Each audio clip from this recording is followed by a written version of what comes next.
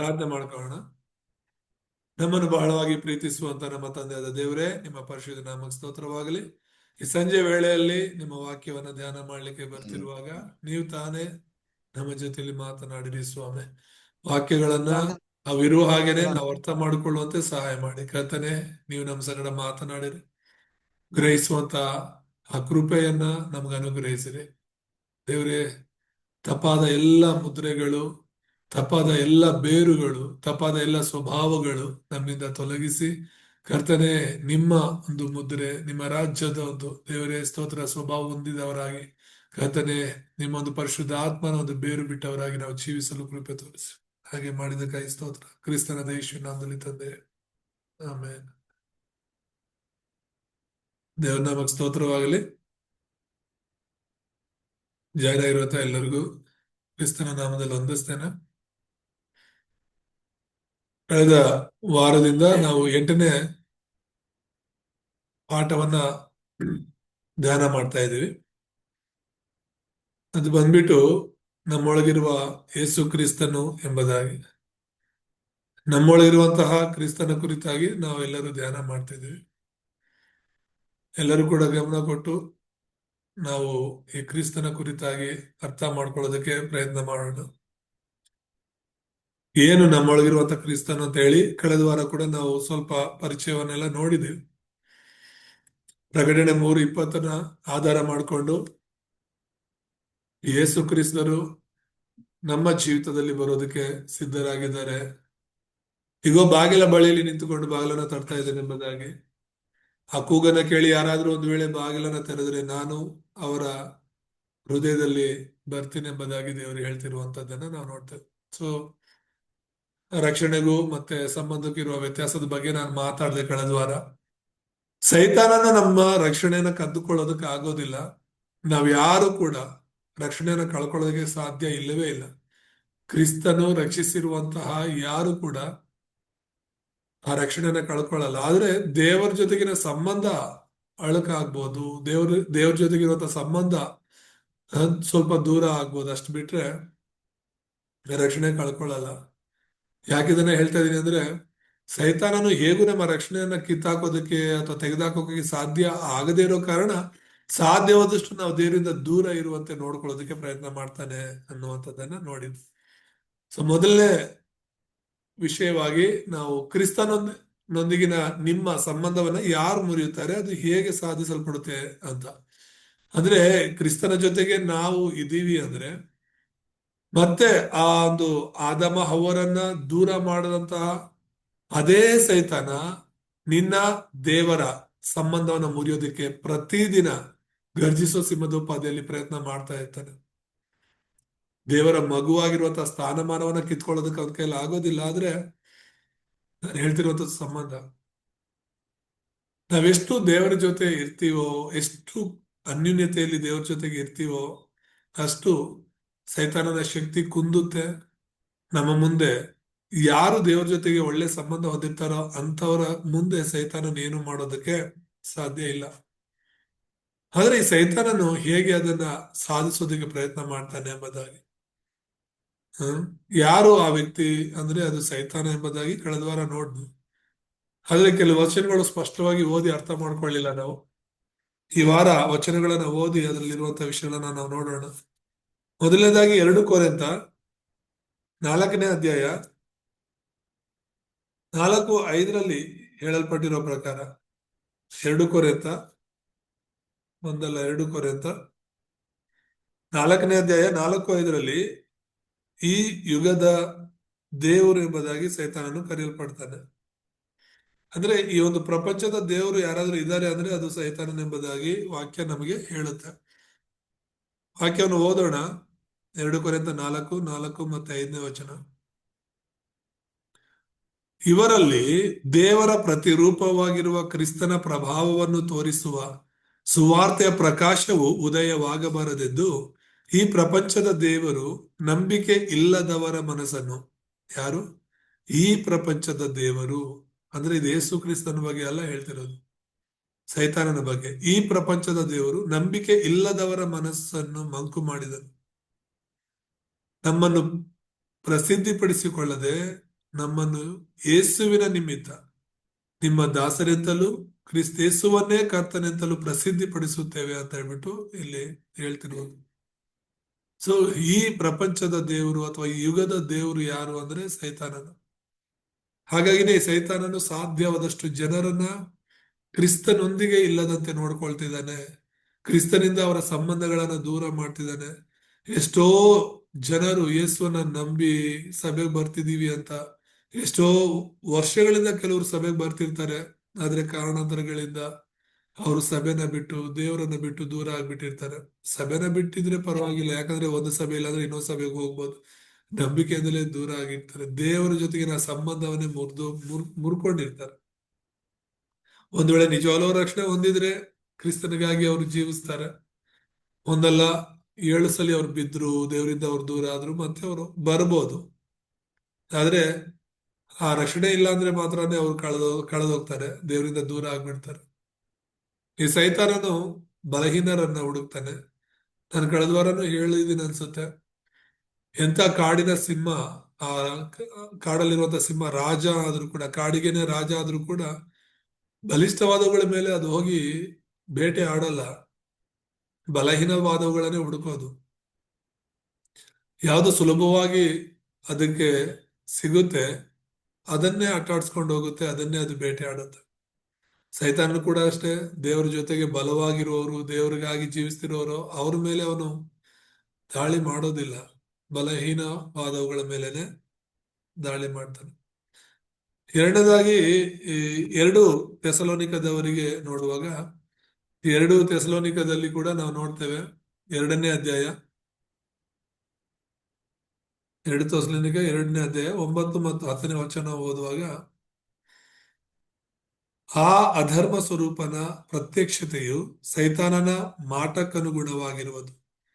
ಅದು ಮೋಸಗೊಳಿಸುವ ಸಕಲ ವಿಧವಾದ ಮಹತ್ ಕಾರ್ಯ, ಸೂಚಕ ಕಾರ್ಯ, ಅದ್ಭುತ ಕಾರ್ಯ ಇವುಗಳಿಂದಲೂ ದುರ್ನೀತಿಯ ಎಲ್ಲಾ ವಂಚನೆಯಿಂದಲೂ ಕೂಡಿ ನಾಶನ ಮಾರ್ಗದಲ್ಲಿರುವವರಿಗೋಸ್ಕರ ಸಂಭವಿಸುವುದು. ಅವರು ಸತ್ಯದ ಮೇಲೆ ಪ್ರೀತಿಯ ನೀಡದ ಕಾರಣದಿಂದ ರಕ್ಷಣೆಯನ್ನು ಹೊಂದದೆ ನಾಶವಾಗುತ್ತಾರೆ.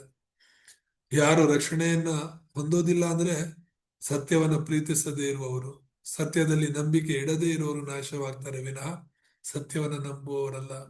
ಈ ಸೈತಾನನ ಏನ್ ಮಾಡ್ತಿದ್ದಾನಂದ್ರೆ ಇಡೀ ಪ್ರಪಂಚದಲ್ಲಿರುವಂತ ಎಲ್ಲಾ ಧರ್ಮಗಳು ಸತ್ಯ ಅಂತ ಬೋಧನೆ ಮಾಡ್ತಿದ್ದಾನೆ. ಎಲ್ಲ ವಿಗ್ರಹಗಳು ಸತ್ಯ ಅಂತ, ಎಲ್ಲ ವಿಗ್ರಹಗಳು ದೇವರು ಅಂತಾನೆ ಅವನು ಪ್ರಸಿದ್ಧಿ ಪಡಿಸ್ತಾ ಇದ್ದಾನೆ. ಅದಕ್ಕೆ ಜನರು ಮೋಸ ಹೋಗ್ತಾ ಇದ್ದಾರೆ. ನಿಜವಾದ ತಂದೆಯಾದ ದೇವರಿಂದ ದೂರ ಆಗಿ ದೇವರಲ್ಲದವುಗಳನ್ನ ದೇವರಂತ ಸೈತಾನನ್ನು ಬಿಂಬಿಸೋದ್ರ ಮೂಲಕ ಅವನೇನ್ ಮಾಡ್ತಿದ್ದಾನೆ, ಅನೇಕರನ್ನ ದೇವರಿಂದ ದೂರ ಮಾಡ್ತಿದ್ದಾನೆ. ಅದರಲ್ಲೂ ಕೂಡ 9ನೇ ವಚನದಲ್ಲಿ ನೋಡಿದಾಗ ಆ ಸೈತಾನನು ಮೋಸ ಮಾಡ್ತಿರೋದು ಹೇಗೆ, ಮಹತ್ ಕಾರ್ಯ ಮಾಡ್ತಿದ್ದಾನೆ, ಸೂಚಕ ಕಾರ್ಯ ಮಾಡ್ತಿದ್ದಾನೆ, ಅದ್ಭುತ ಕಾರ್ಯಗಳನ್ನ ಮಾಡ್ತಿದ್ದಾನೆ. ಇವುಗಳಿಂದಲೂ ದುರ್ನೀತಿಯ ಎಲ್ಲ ವಂಚನೆಯಿಂದಲೂ ಅವನೇನ್ ಮಾಡ್ತಿದ್ದಾನೆ, ನಾಶನದ ಮಾರ್ಗದಲ್ಲಿರೋಗಾಗಿ ಇದನ್ನೆಲ್ಲ ಮಾಡ್ತಿದ್ದಾನೆ. ಮತ್ತೆ ಆ ಸೈತಾನನ್ನು ಯಾರು ಎಂಬುದಾಗಿ 2 ಕೊರಿಂಥ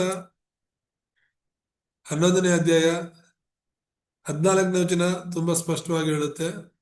ಅವನೊಬ್ಬ ಬೆಳಕಿನ ದೂತನ ವೇಷ ಹಾಕೊಂಡು ಇರುವವನೆಂಬುದಾಗಿ. ದೇವದೂತನಂತೆ ಅವನು ಕೂಡ ಬೆಳಕಿನ ದೂತನಾಗಿ ಇದ್ದುಕೊಂಡು ಅನೇಕರನ್ನ ಮೋಸ ಮಾಡ್ತಾನೆ ಎಂಬುದಾಗಿ ನೋಡ್ತೇವೆ.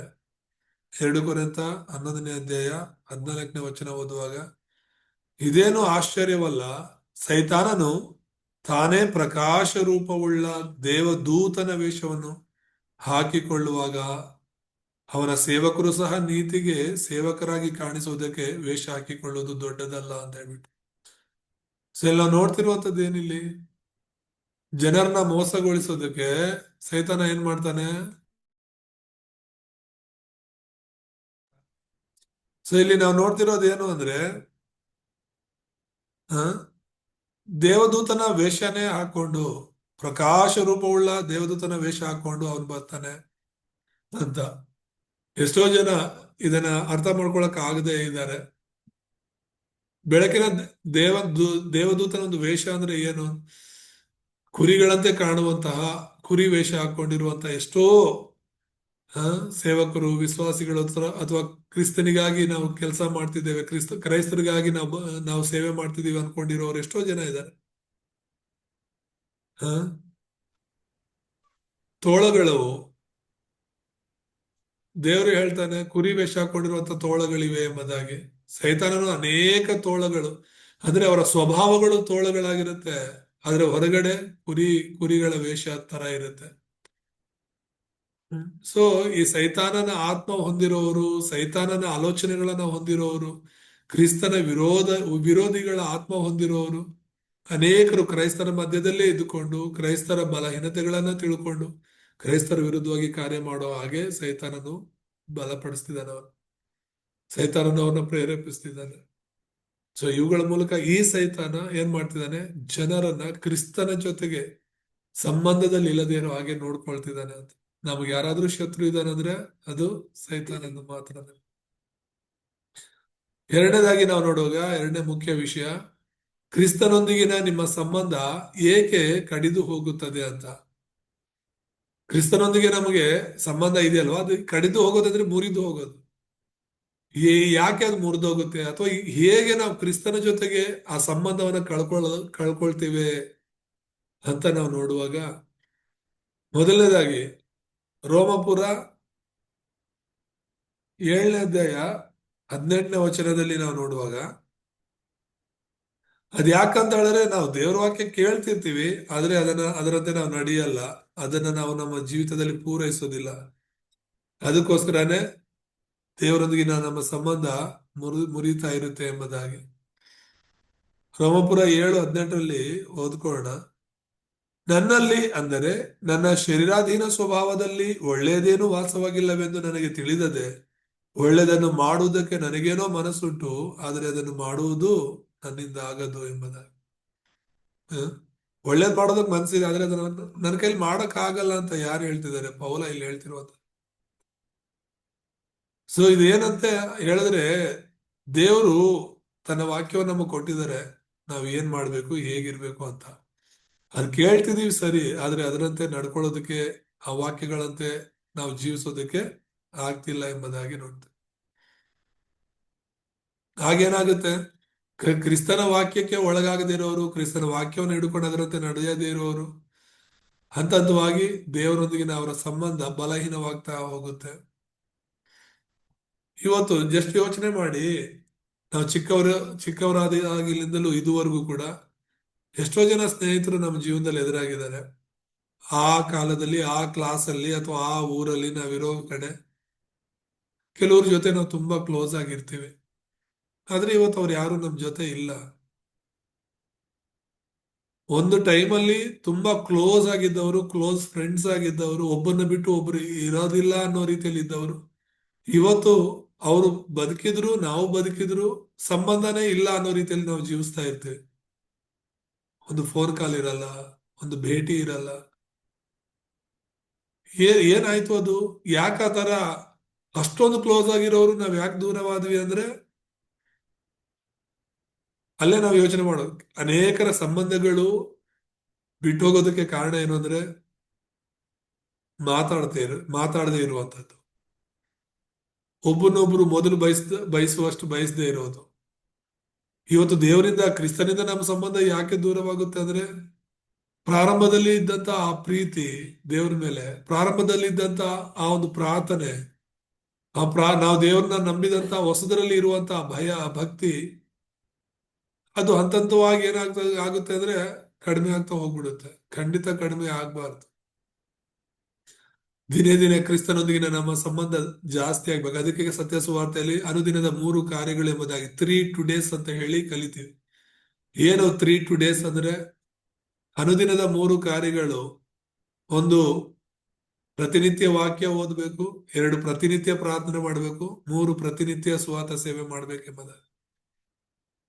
ಆಗ ಮಾತ್ರನೇ ನಮ್ಮ ಸಂಬಂಧ ದೇವರೊಂದಿಗೆ ತುಂಬಾ ಬಲವಾಗಿರುತ್ತಲ್ವಾ.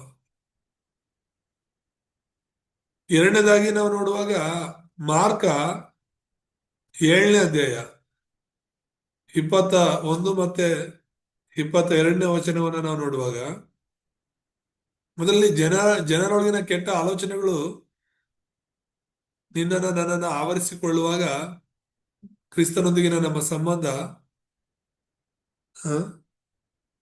ಕಡಿದು ಹೋಗುತ್ತೆ ಎಂಬುದಾಗಿ ನೋಡ್ತೇವೆ. ಮಾರ್ಕ 7:21, 22 ಓದ್ಬೋಣ.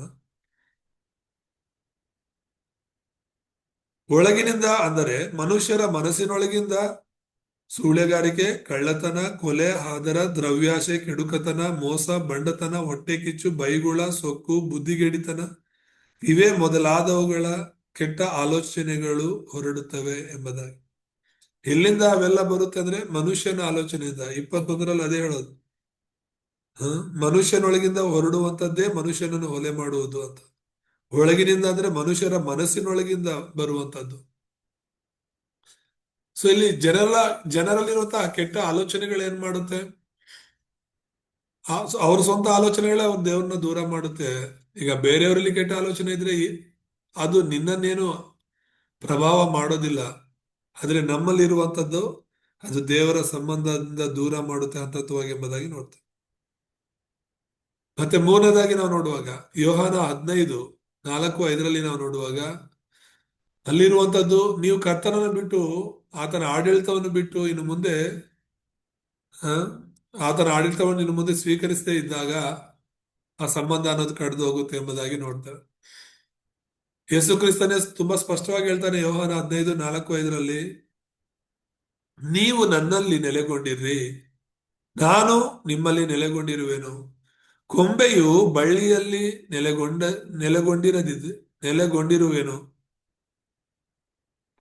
ಕೊಂಬೆಯು ಬಳ್ಳಿಯಲ್ಲಿ ನೆಲೆಗೊಂಡಿರದಿದ್ದರೆ ಹೇಗೆ ತನ್ನಷ್ಟಕ್ಕೆ ತಾನೇ ಫಲ ಕೊಡಲಾರದೋ ಹಾಗೆಯೇ ನೀವು ನನ್ನಲ್ಲಿ ನೆಲೆಗೊಂಡಿರದಿದ್ದರೆ ಫಲ ಕೊಡಲಾರಿರಿ. ನಾನು ದ್ರಾಕ್ಷೆ ಬಳ್ಳಿ, ನೀವು ಕೊಂಬೆಗಳು. ಒಬ್ಬನು ನನ್ನಲ್ಲಿಯೂ ನಾನು ಅವನಲ್ಲಿಯೂ ನೆಲೆಗೊಂಡಿದ್ದರೆ ಅವನೇ ಬಹಳ ಫಲ ಕೊಡುವನು. ನೀವು ನನ್ನನ್ನು ಬಿಟ್ಟು ಏನು ಮಾಡಲಾರಿರಿ ಎಂಬುದಾಗಿ ಇಲ್ಲಿ ದೇವರು ಹೇಳ್ತಿರೋದನ್ನು ನಾವು ನೋಡ್ತಾ ಇದ್ದೀವಿ. ದೇವರನ್ನ ಬಿಟ್ಟು ನಾವೇನು ಮಾಡೋದಕ್ಕೆ ಆಗೋದಿಲ್ಲ. ಅಂದ್ರೆ ಈಗ 1ನೇ ವಚನ ಹೇಳುವ ಹಾಗೆ, ನಾನು ನಿಜವಾದ ದ್ರಾಕ್ಷಿ ಬಳ್ಳಿ, ನನ್ನ ತಂದೆ ತೋಟಗಾರನು. ಸೊ ಯೇಸು ಕ್ರಿಸ್ತನು ದ್ರಾಕ್ಷಿ ಬಳ್ಳಿ, ನಾವು ಅದರ ಕೊಂಬೆಗಳಾಗಿರ್ಬೇಕು. ದ್ರಾಕ್ಷಿ ಬಳ್ಳಿಗೂ ಆ ಕೊಂಬೆಗೂ ಸಂಬಂಧ ಇಲ್ಲ ಅಂತ ಹೇಳಿದ್ರೆ ಅದು ಹೇಗೆ ತನ್ನಷ್ಟಕ್ಕೆ ತಾನೇ ಫಲ ಕೊಡಕ್ ಆಗೋದಿಲ್ವೋ, ಆ ಒಂದು ಕೊಂಬೆಗೂ ಬಳ್ಳಿಗೂ ಸಂಬಂಧನೇ ಇಲ್ಲ ಅಂದ್ರೆ ಹೇಗೆ ಅದರಿಂದ ಬರುವಂತಹ ಸಾರ, ಅದರಿಂದ ಬರುವಂತಹ ಆ ಜೀವ, ಆ ಫಲ ಕೊಡೋದಕ್ಕೆ ಬೇಕಾಗಿರುವಂತ ಎಲ್ಲವೂ ಕೂಡ ಬೇರಿಂದಲೇ ಬರೋದು, ಆ ಬಳ್ಳಿಯಿಂದಲೇ ಬರೋದು. ಆ ಬಳ್ಳಿಯಿಂದಲೇ ಕೊಂಬೆ ಸಪ್ರೇಟ್ ಇದ್ರೆ, ಹತ್ರ ಇದ್ದು ಜೊತೆಯಲ್ಲಿ ಇಲ್ಲ ಅಂದ್ರೆ ನಾನು ಹೇಳ್ತಿರೋದು, ಆ ಕೊಂಬೆ ಕತ್ತರಿಸಲ್ಪಟ್ಟು ಅಲ್ಲೇ ಇದ್ರು ಕೂಡ ಅದ್ರ ಒಳಗಡೆ ಇಲ್ಲ ಅಂತ ಹೇಳಿದ್ರೆ ಅದು ಫಲ ಕೊಡೋದಿಲ್ಲ ಎಂಬುದಾಗಿ. ಸೊ ಯಾವಾಗ ಒಬ್ಬ ದೇವರ ಮಗು ಆ ದೇವರ ಒಂದು ಆಲೋಚನೆಯಲ್ಲಿ ನಡೆಯದೆ, ದೇವರ ಒಂದು ಆಡಳಿತದಲ್ಲಿ ಇಲ್ಲದೆ, ದೇವರೊಳಗಡೆ ಇಲ್ಲದೆ ಜೀವಿಸ್ಲಿಕ್ಕೆ ಪ್ರಯತ್ನ ಮಾಡ್ತಾನೋ ಆಗ ಆ ಸಂಬಂಧ ದೂರವಾಗುತ್ತೆ ಎಂಬುದಾಗಿ ನೋಡ್ತೇವೆ. 4ನೇದಾಗಿ ನಾವು ನೋಡುವಾಗ ಗಲಾತ್ಯ 5:16-17 ಕೂಡ ಇದನ್ನೇ ನಾವು ನೋಡ್ತೀವಿ. ನೀವು ಪವಿತ್ರಾತ್ಮನ ಬದಲಿಗೆ ಶರೀರದ ಆಸೆಗಳನ್ನು ಅನುಸರಿಸಿದಾಗ ಏನಾಗುತ್ತೆ? ಆ ಒಂದು ಕ್ರಿಸ್ತನೊಂದಿಗಿನ ಸಂಬಂಧ ಕಡಿದು ಹೋಗುತ್ತೆ ಎಂಬುದಾಗಿ ನಾವು ನೋಡ್ತೇವೆ. ಗಲಾತ್ಯ 5:16-17 ಅದನ್ನೇ ನಾವು ನೋಡ್ತೀವಿ ತುಂಬಾ ಸ್ಪಷ್ಟವಾಗಿ. ನಾನು ಹೇಳೋದೇನೆಂದ್ರೆ, ಪವಿತ್ರಾತ್ಮನನ್ನು ಅನುಸರಿಸಿ ನಡೆದುಕೊಳ್ಳಿರಿ, ಆಗ ನೀವು ಶರೀರ ಭಾವದ ಅಭಿಲಾಷೆಗಳನ್ನು ಎಷ್ಟು ಮಾತ್ರಕ್ಕೂ ನೆರವೇರಿಸುವುದಿಲ್ಲ. ಯಾಕಂದರೆ ಶರೀರ ಭಾವವು ಅಭಿಲಾಷಿಸುವುದು ಆತ್ಮನಿಗೆ ವಿರುದ್ಧವಾಗಿದೆ, ಆತ್ಮನು ಅಭಿಲಾಷಿಸುವುದು ಶರೀರ ಭಾವಕ್ಕೆ ವಿರುದ್ಧವಾಗಿದೆ. ನೀವು ಮಾಡಲು ಇಚ್ಛಿಸುವುದನ್ನು ಮಾಡದಂತೆ ಇವು ಒಂದಕ್ಕೊಂದು ಹೋರಾಡುತ್ತವೆ ಎಂಬುದಾಗಿ. ಯಾರು ದೇವರ ಆತ್ಮನಿಂದ ನಡೆಸಲ್ಪಡೋದಿಲ್ವೋ ಅವರು ಶರೀರ ಭಾವದಿಂದ, ಶರೀರದ ಅಭಿಲಾಷೆಗಳಿಂದ ನಡೆಸಲ್ಪಡ್ತಾರೆ ಎಂಬುದಾಗಿ ನೋಡ್ತೇವೆ. ಸೊ ಹಾಗಾಗಿ ಯಾರು ಹೆಚ್ಚು ಮಹತ್ವ ದೇವರಿಗಿಂತ, ದೇವರ ಆತ್ಮನಿಗಿಂತ, ದೇವರ ಸೇವೆಗಿಂತ, ದೇವರ ವಚನಗಳಿಗಿಂತ ಶಾರೀರಿಕವಾದ ವಿಷಯಗಳಿಗೆ ಕೊಡ್ತಾರೋ ಅವರು ಕ್ರಿಸ್ತನ ಸಂಬಂಧದಿಂದ ಹಂತವಾಗಿ ದೂರ ಆಗ್ತಾರೆ ಎಂಬುದಾಗಿ ನೋಡ್ತಾರೆ. ಸೊ ಸೈತಾನನು ಏನಾದ್ರೂ ಮಾಡಿ ದೇವರ ಮಕ್ಕಳನ್ನ ಬಲಹೀನ ಪಡಿಸ್ಬೇಕು, ದೇವರ ಮಕ್ಕಳಿಂದ ದೂರ ಮಾಡ್ಬೇಕು ಅಂತಾನೆ ಪ್ರಯತ್ನ ಮಾಡ್ತಿರ್ತಾರೆ. 3ನೇದಾಗಿ ನಾವು ನೋಡುವಾಗ ಮುಖ್ಯ ಸಂದೇಶದಲ್ಲಿ ಕ್ರಿಸ್ತನ ಕಾರ್ಯಗಳು ಮತ್ತು ಆತನ ಅಭಿವ್ಯಕ್ತಿಯನ್ನು ನೀವು ಹೇಗೆ ಅನುಭವಿಸಬಹುದು ಅಂತ. ಕ್ರಿಸ್ತನ ಕಾರ್ಯಗಳು ನಮ್ಮ ಜೀವಿತದಲ್ಲಿ ಹೇಗೆ ಅನುಭವಿಸಬಹುದು, ಆತನ ಅಭಿವ್ಯಕ್ತಿ ಅಂದ್ರೆ ಏನು? ಮ್ಯಾನಿಫೆಸ್ಟೇಷನ್, ಆತನು ನಮ್ಮ ಜೀವನದಲ್ಲಿ ಮಾಡುವಂಥದ್ದು. ಹೇಗೆ ನಾವು ಅನುಭವಿಸ್ಬೋದು ಎಂಬುದಾಗಿ ನೋಡ್ತೇವೆ. ಈಗ ಕ್ರಿಸ್ತನೊಂದಿಗಿನ ನಮ್ಮ ಜೀವಿತ, ನಮ್ಮೊಂದಿಗಿರುವ ಕ್ರಿಸ್ತನನ್ನ ನಾವು ಹೇಗೆ ಅನುಭವಿಸ್ಬೋದು, ಆತನ ಕಾರ್ಯಗಳು, ಆತನ ಅಭಿವ್ಯಕ್ತಿ ಹೇಗೆ ನಮ್ಮ ಜೀವನದಲ್ಲಿ ಅನುಭವಿಸ್ಲಿಕ್ಕೆ ಆಗುತ್ತೆ ಅನ್ನೋದನ್ನ ಕೆಲವು ವಚನಗಳೊಂದಿಗೆ ನಾವು ಅರ್ಥ ಮಾಡ್ಕೊಳ್ಳೋಣ. ಮೊದಲನೇ ವಿಷಯನೇ ನೀನು ನಾನು ದೇವರ ಮಕ್ಕಳಾಗಿರ್ಬೇಕು ಅಂತ ಹೇಳಿ. ಯೋಹಾನ 1:12 ಹೇಳಲ್ಪಟ್ಟಿರೋ ಪ್ರಕಾರ ನೀವು ಯೇಸು ಕ್ರಿಸ್ತನನ್ನ ನಿಮ್ಮ ರಕ್ಷಕರನ್ನಾಗಿ ಸ್ವೀಕರಿಸಬೇಕು ಅಂತ. ವಾಕ್ಯ ಏನ್ ಹೇಳುತ್ತೆ? ಯಾರ್ಯಾರು ಆತನನ್ನು ಅಂಗೀಕರಿಸಿದರೋ, ಅಂದರೆ ಆತನ ಹೆಸರಿನಲ್ಲಿ ನಂಬಿಕೆ ಇಟ್ಟರೋ, ಅವರಿಗೆ ದೇವರ ಮಕ್ಕಳಾಗುವ ಅಧಿಕಾರ ಕೊಟ್ಟನು ಎಂಬುದಾಗಿ. ಯಾರಿಗೆ ದೇವರ ಮಕ್ಕಳಾಗುವ ಅಧಿಕಾರ ಕೊಟ್ಟಿರೋದು? ಯೇಸು ಕ್ರಿಸ್ತನನ್ನು ಅಂಗೀಕರಿಸ್ಕೊಳ್ಳೋರು. ಯೇಸುವನ್ನು ಅಂಗೀಕರಿಸ್ಕೊಂಡಿಲ್ಲ ಅಂದ್ರೆ ನಾವು ದೇವ್ರ ಮಕ್ಕಳಲ್ಲ. ಸೊ ದೇವರ ಮಕ್ಕಳಾಗ್ಬೇಕು ಅಂದ್ರೆ ಒಂದೇ ಒಂದು ಮಾರ್ಗ, ಅದು ಕ್ರಿಸ್ತನನ್ನ ನಮ್ಮ ಜೀವನದಲ್ಲಿ ಅಂಗೀಕರಿಸ್ಕೊಳ್ಳೋದು, ಸ್ವೀಕಾರ ಮಾಡ್ಕೊಳ್ಳೋದು. ಆಗ ನಾವು ಕ್ರಿಸ್ತನ ಕಾರ್ಯಗಳನ್ನ ಅನುಭವಿಸಬಹುದು. ದೇವರ ಮಕ್ಕಳಾದ್ಮೇಲೆ ತಾನೇ ದೇವರ ಆಶೀರ್ವಾದಗಳನ್ನ ನಾವು ಅನುಭವಿಸ್ಲಿಕ್ಕೆ ಸಾಧ್ಯವಾಗುತ್ತೆ. ಎರಡನೇದಾಗಿ ನಾವು ನೋಡುವಾಗ ನಿಮ್ಮ ಜೀವನದ ಪ್ರತಿಯೊಂದು ಅಂಶದಲ್ಲೂ ಕ್ರಿಸ್ತನಿರಬೇಕು ಅಂತ ಹೇಳಿ. ಈಗಾಗಲೇ ಯೋಹಾನ 15:4-5 ಓದ್ಕೊಂಡ್ವಿ. ಹಾಗೇನೆ 7ನೇ ವಚನ ನಾವು ನೋಡುವಾಗ, ನೀವು ನನ್ನಲ್ಲಿಯೂ ನನ್ನ ವಾಕ್ಯಗಳು ನಿಮ್ಮಲ್ಲಿಯೂ ನೆಲೆಗೊಂಡಿದ್ದರೆ ಏನು ಬೇಕಾದರೂ ಬೇಡಿಕೊಳ್ಳಿರಿ, ಅದು ನಿಮಗೆ ದೊರೆಯುವುದು ಅಂತ ಹೇಳಿ. ಕ್ರಿಸ್ತನ ಕೃಪೆ, ಕ್ರಿಸ್ತನ ಆಶೀರ್ವಾದಗಳು, ಕ್ರಿಸ್ತನ ಕಾರ್ಯಗಳು ನಮ್ಮ ಜೀವನದಲ್ಲಿ ಸಿಗಬೇಕು, ಅನುಭವಿಸ್ಬೇಕು ಅಂದ್ರೆ ತುಂಬಾ ಮುಖ್ಯವಾದದ್ದು ಕ್ರಿಸ್ತನಲ್ಲಿ ನಾವು ಇರಬೇಕು ಅಂತ. ಕ್ರಿಸ್ತನ ವಾಕ್ಯಗಳು ನಮ್ಮಲ್ಲಿ ಇರಬೇಕು, ನಾವು ಆತನಲ್ಲಿ ಇರಬೇಕು. ನಾವೇನ್ ಮಾಡ್ಬೇಕು ಅನ್ನೋದು ಹೇಳ್ತಿರುವಂತದ್ದು. ಕ್ರಿಸ್ತನನ್ನ ನಾವು ಅನುಭವಿಸಬೇಕು, ಆತನ ಒಂದು ಕಾರ್ಯಗಳು ನಮ್ಮ ಜೀವನದಲ್ಲಿ ನಡಿಬೇಕು ಅಂತ ಹೇಳಿದ್ರೆ ನಾವು ಆತನಲ್ಲಿ ಇರೋದು ತುಂಬಾ ಮುಖ್ಯ. ಸರಿ, ಯೇಸು ಕ್ರಿಸ್ತನ ಅಂಗೀಕರಿಸಿದೀವಲ್ಲ, ನಾವು ದೇವ್ರ ಮಕ್ಕಳು ಆಗ್ಬಿಟ್ಟಿದೀವಲ್ಲ ಅಂತ ಹೇಳ್ಬಿಟ್ಟು ನಮ್ಮ ಇಷ್ಟಕ್ಕೆ ನಾವು ದೇವರಿಂದ ದೂರ ಇರೋದು ಅಲ್ವಲ್ಲ. ಮೂರನೇದಾಗಿ ನಾವು ನೋಡೋದಾದ್ರೆ, ಆಗ್ಲೇ ಓದ್ಕೊಂಡಾಗೆ ಪ್ರಕಟಣೆಯಲ್ಲಿ 3:20, ಇಗೋ ಬಾಗಿಲ ಬಳಿಯಲ್ಲಿ ನಿಂತುಕೊಂಡು ಬಾಗಿಲನ್ನು ತಡ್ತಾ ಇದ್ದೀನಿ ಎಂಬುದಾಗಿ. ಯಾರಾದ್ರೂ ನನ್ನ ಸ್ವರವನ್ನ ಕೇಳಿ ಬಾಗಿಲನ್ನ ತೆರೆದ್ರೆ ನಾನು ಅವರ ಮನೆಯೊಳಗೆ ಬರ್ತೀನಿ ಅಂತ. ನಾನು ಒಳಗ್ ಬರ್ತೀನಿ, ಅವ್ರ ಜೊತೆ ನಾನು ಇರ್ತೀನಿ, ಅವ್ರ ಜೊತೆ ನಾನು ಊಟ ಮಾಡ್ತೀನಿ, ಅವ್ರು ನನ್ನ ಜೊತೆ ಊಟ ಮಾಡಿ. ಕ್ರಿಸ್ತನ ಕಾರ್ಯಗಳನ್ನ ನಾವು ಅನುಭವಿಸ್ಲಿಕ್ಕೆ ನಾವೇನ್ ಮಾಡೋದು? ಕ್ರಿಸ್ತನು ನಿಮ್ಮನ್ನು ಮುನ್ನಡೆಸುವ ಮೂಲಕ, ಶಕ್ತಿಯನ್ನು ನೀಡುವ ಮೂಲಕ ತನ್ನನ್ನು ತಾನು ನಿಮ್ಮಲ್ಲಿ ತೋರಿಸಿಕೊಳ್ಳಲು ಬಯಸುತ್ತಾನೆ ಎಂದು ನೀವು ನಂಬಬೇಕು. ಯೇಸು ನಮ್ಮೊಳಗೆ ಬರ್ಬೇಕು ಅಂತ ಆಸೆ ಪಡ್ತಿದ್ದಾರೆ. ಯೇಸು ನಮ್ಮ ಮೂಲಕ ಆತನ ಶಕ್ತಿಯನ್ನ ತೋರಿಸ್ಬೇಕು ಅಂತ ಹೇಳಿ ಆತನು ಆಸೆ ಪಡ್ತಿದ್ದಾನೆ ಅನ್ನೋದನ್ನ ನಾವು ಅರ್ಥ ಮಾಡ್ಕೋಬೇಕು. ಯೋಹಾನ ಸುವಾರ್ತೆ 14:21 ವಚನವನ್ನ ನಾವು ಓದುವಾಗ, ನನ್ನ ಆಜ್ಞೆಗಳನ್ನು ಹೊಂದಿ ಅವುಗಳನ್ನು ಕೈಗೊಂಡು ನಡೆಯುವವನೇ ನನ್ನನ್ನು ಪ್ರೀತಿಸುವವನು. ನನ್ನನ್ನು ಪ್ರೀತಿಸುವವನು ನನ್ನ ತಂದೆಗೆ ಪ್ರಿಯನಾಗಿರುವನು. ನಾನು ಅವನನ್ನು ಪ್ರೀತಿಸಿ ಅವನಿಗೆ ಕಾಣಿಸಿಕೊಳ್ಳುವೆನು ಎಂದು ಹೇಳಿದ್ದಾನೆ. ಸೊ ಕ್ರಿಸ್ತನನ್ನ ನಾವು ಪ್ರೀತಿಸ್ತಿದೀವಿ ಅಥವಾ ದೇವ್ರನ್ನ ನಾವು ಪ್ರೀತಿಸ್ತಿದೀವಿ ಅಂದ್ರೆ ಆತನ ಆಜ್ಞೆಗಳನ್ನ ಒಳಗಾಗಿ ನಡೆಯುವಂಥದ್ದು. ಯಾವಾಗ ಕ್ರಿಸ್ತನ ಆಜ್ಞೆಗಳನ್ನ ನಾವು ಒಳಗಾಗಿ ನಡೀತೀವೋ ಆಗ ಆತನ ಕಾರ್ಯಗಳು, ಆತನ ಶಕ್ತಿ ನಮ್ಮಲ್ಲಿ ಕಾಣಸಿಗುತ್ತೆ. ನಾಲ್ಕನೇದಾಗಿ ನಾವು ನೋಡುವಾಗ 1 ಪೇತ್ರ 5:7-8 ನಾವು ನೋಡುವ ಹಾಗೆ, ಸೈತಾನನು ನಿಮ್ಮನ್ನು ಶತ್ರುವೆಂದು ನೋಡುತ್ತಾನೆ ಮತ್ತು ಕ್ರಿಸ್ತನೊಂದಿಗಿನ ನಿಮ್ಮ ಸಂಬಂಧವನ್ನ ಕಡಿದು ಹಾಕಲು ಪ್ರಯತ್ನಿಸುತ್ತಾನೆ ಎಂಬುದನ್ನು ನೀವು ನೆನಪಿನಲ್ಲಿ ಇಟ್ಕೋಬೇಕು. 1 ಪೇತ್ರ 5:7-8 ಏನ್ ಹೇಳುತ್ತೆ? ನಿಮ್ಮ ಚಿಂತೆಯನ್ನೆಲ್ಲ ಆತನ ಮೇಲೆ ಹಾಕಿರಿ, ಆತನು ನಿಮಗೋಸ್ಕರ ಚಿಂತಿಸುತ್ತಾನೆ. ಸ್ವಸ್ಥಚಿತ್ತರಾಗಿರಿ, ಎಚ್ಚರವಾಗಿರಿ. ನಿಮ್ಮ ವಿರೋಧಿಯಾಗಿರುವ ಸೈತಾನನು ಗರ್ಜಿಸುವ ಸಿಂಹದೋಪಾದಿಯಲ್ಲಿ ಯಾರನ್ನು ನುಂಗಲಿ ಎಂದು ಹುಡುಕುತ್ತಾ ತಿರುಗುತ್ತಾನೆ ಎಂಬುದಾಗಿ. ನಮ್ಮ ಶತ್ರು ಯಾರು? ಸೈತಾನನು. ಆಗ್ಲೇ ಹೇಳಿದಾಗೆ ಮನುಷ್ಯರು ಯಾರು ನಮ್ಮ ಶತ್ರುಗಳಲ್ಲ. ನಮ್ಮೆಲ್ಲರಿಗೂ ಇರುವಂತಹ ಕಾಮನ್ ಎನಿಮಿ ಅಂತ ಹೇಳ್ತೀವಲ್ಲ, ಅದು ಸೈತಾನ್ ಬಿಟ್ರೆ ಬೇರೆ ಯಾರು ಅಲ್ಲ. ಈ ಲೋಕದಲ್ಲಿರುವಂತಹ ಕಲ್ಲುಗಳು, ಮೂರ್ತಿಗಳು, ವಿಗ್ರಹಗಳು, ಅದು ಯಾವುದು ನಮ್ಮ ಶತ್ರುಗಳಲ್ಲ. ಎಲ್ಲವನ್ನ ಕ್ರಿಸ್ತನೇ ಸೃಷ್ಟಿ ಮಾಡಿರೋದು. ಆದ್ರೆ ಅವುಗಳನ್ನ ಒಂದು ರೂಪ ಕೊಟ್ಟು ಅದು ದೇವರನ್ಕೊಂಡು ಜನ ಪೂಜೆ ಮಾಡ್ತಿದ್ದಾರೆ ವಿನಃ ಸೃಷ್ಟಿಯಲ್ಲಿರುವುದು ಯಾವುದು ಕೂಡ ವಿಗ್ರಹ ಅಲ್ಲ. ಅಂದ್ರೆ ನಮ್ಮ ವಿರೋಧಿಗಳಲ್ಲ, ನಮ್ಮ ಶತ್ರುಗಳಲ್ಲ, ನಮಗಿರುವಂತ ಶತ್ರು ಸೈತಾನನು ಮಾತ್ರ. ಸೊ ಅವನೇನ್ ಮಾಡ್ತಿದ್ದಾನೆ? ಗರ್ಜಿಯಸು ಸಿಂಹದೋಪಾದಿಯಲ್ಲಿ ಹುಡುಕ್ತಾ ತಿರುಗ್ತಾ ಇದ್ದಾನೆ, ನನ್ನನ್ನ ದೇವರೊಂದಿಗೆ ಇರುವ ನಮ್ಮನ್ನ ದೂರ ಮಾಡಬೇಕು ಅಂತ. ಕ್ರಿಸ್ತನು ನಾವು ಮಿತ್ರರು, ಸ್ನೇಹಿತರೆಂಬುದಾಗಿ ವಚನದಲ್ಲಿ ನಾವು ನೋಡ್ತೇವೆ. ಅದೇ 15ನೇ ಅಧ್ಯಾಯ, ಯೋಹಾನ ಸುವಾರ್ತೆಯಲ್ಲಿ 15ನೇ ಅಧ್ಯಾಯದಲ್ಲಿ 16ನೇ ವಚನ ನೋಡುವಾಗ, ನಾನು ನಿಮ್ಮನ್ನು ಆರಿಸಿ ತೆಗೆದುಕೊಂಡನು, ನೀವು ಹೊರಟು ಹೋಗಿ ಫಲ ಕೊಡಬೇಕೆಂತಲೂ ನೀವು ಕೊಡುವ ಫಲವು ನಿಲ್ಲುವಂತದ್ದಾಗಿರಬೇಕೆಂತಲೂ ನಿಮ್ಮನ್ನು ನೇಮಿಸಿದ್ದೇನೆ. ಹೀಗಿರಲಾಗಿ ನನ್ನ ಹೆಸರಿನಲ್ಲಿ ತಂದೆಯನ್ನು ಏನೇನು ಬೇಡಿಕೊಳ್ಳುವಿರೋ ಅದನ್ನು ಆತನು ನಿಮಗೆ ಕೊಡುವನು ಎಂಬುದಾಗಿ. ಮತ್ತೆ ಹೇಳ್ತಾನೆ, ನೀವಲ್ಲ ನನ್ನನ್ನು ಆರಿಸ್ಕೊಂಡಿರೋದು, ನಾನ್ ನಿಮ್ಮನ್ನು ಆರಿಸ್ಕೊಂಡಿದ್ದೇನೆ ಅಂತ. ನಿಮ್ಮನ್ನ ಇನ್ಮೇಲೆ ನಾನು ಕಳಿಸ್ತೇನೆ, ನನಗೋಸ್ಕರ ನೀವು ಹೋಗಿ ಫಲ ಕೊಡಬೇಕು. ಸೊ ದೇವ್ರು ನಿನ್ನನ್ನ ಕಳಿಸಿರುವಾಗ ಆ ಸೈತಾನ ನಮ್ಮನ್ನ ತಡೆಯೋದಕ್ಕೆ, ಆ ಸೈತಾನ ನಮ್ಮನ್ನ ದೇವರಿಂದ, ದೇವರ ಕಾರ್ಯಗಳಿಂದ ದೂರ ಮಾಡೋದಕ್ಕೆ ಪ್ರಯತ್ನ ಮಾಡ್ತಾ ಇರ್ತಾನೆ ಎಂಬುದಾಗಿ ನೋಡ್ತೇವೆ. 5ನೇದಾಗಿ ನಾವು ನೋಡುವಾಗ, ನೀವು ಕ್ರಿಸ್ತನನ್ನು ನಿಮ್ಮ ಹೃದಯದ ಮಧ್ಯದಲ್ಲಿ ಸಂಪೂರ್ಣ ವಿಜಯಶಾಲಿಯಾಗಿ ಮತ್ತು ದೇವರಾಗಿ ಇಡಬೇಕು ಎಂಬುದಾಗಿ ನೋಡ್ತೇವೆ.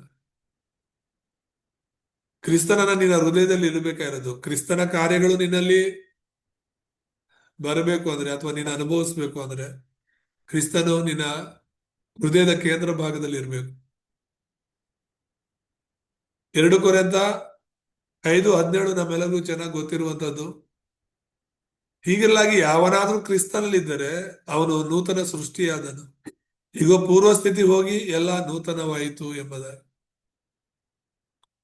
ಕ್ರಿಸ್ತನಲ್ಲಿ ನಾವಿರ್ಬೇಕು, ಕ್ರಿಸ್ತನು ನಮ್ಮಲ್ಲಿ ಇರಬೇಕು ಅಂತ ಯೋಹಾನ ಈಗಾಗಲೇ 15:7 ಓದ್ಕೊಂಡ್ವಿ. ನಮ್ಮಲ್ಲಿ ಇರೋದು ಅಂದ್ರೆ ಆ ಯಜಮಾನನ ಸ್ಥಾನವನ್ನ ಆತನಿಗೆ ಕೊಡಬೇಕು, ದೇವರ ಸ್ಥಾನವನ್ನ ಆತನಿಗೆ ಕೊಡಬೇಕು. ನಮ್ಮ ಜೀವನದ ಅತ್ಯಂತ ಪ್ರಾಮುಖ್ಯ ಸ್ಥಾನ ಆ ಯಜಮಾನನ ಸ್ಥಾನ ಅಥವಾ ದೇವರ ಸ್ಥಾನ. ನಾನಲ್ಲ, ಕ್ರಿಸ್ತನೇ ಎಲ್ಲ ಅನ್ನುವಂತ ಆ ಮಟ್ಟಕ್ಕೆ ನಾವು ಬರಬೇಕು. ಆಗ ಕ್ರಿಸ್ತನ ಕಾರ್ಯಗಳು ನಾವು ಅನುಭವಿಸ್ಲಿಕ್ಕೆ ಸಾಧ್ಯವಾಗುತ್ತೆ.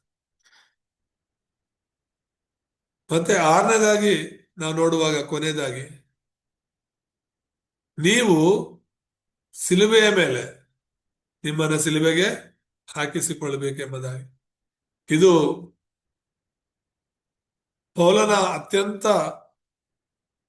ಪ್ರಾಮುಖ್ಯವಾದ ಒಂದು ಅರಿಕೆ. ಪೌಲನ ಎಲ್ಲ ಅರಿಕೆಗಳಲ್ಲಿ ಈ ಗಲಾತ್ಯ 2:20 ಅನ್ನೋದು ಅತ್ಯಂತ ಪ್ರಾಮುಖ್ಯವಾದಂತಹ ಅರಿಕೆಯಾಗಿದೆ. ಯಾಕಂದ್ರೆ ಆತನು ಹೇಳ್ತಿರೋದು, ಕ್ರಿಸ್ತನೊಂದಿಗೆ ಸಿಲುಬೆಗೆ ಹಾಕಿಸಿಕೊಂಡವನಾಗಿದ್ದೇನೆ, ಇನ್ನು ಜೀವಿಸುವವನು ನಾನಲ್ಲ, ಕ್ರಿಸ್ತನು ನನ್ನಲ್ಲಿ ಜೀವಿಸುತ್ತಾನೆ. ಈಗ ಶರೀರದಲ್ಲಿರುವ ನಾನು ಜೀವಿಸುವುದು ಹೇಗೆಂದರೆ ದೇವಕುಮಾರನ ಮೇಲಣ ನಂಬಿಕೆಯಲ್ಲಿಯೇ.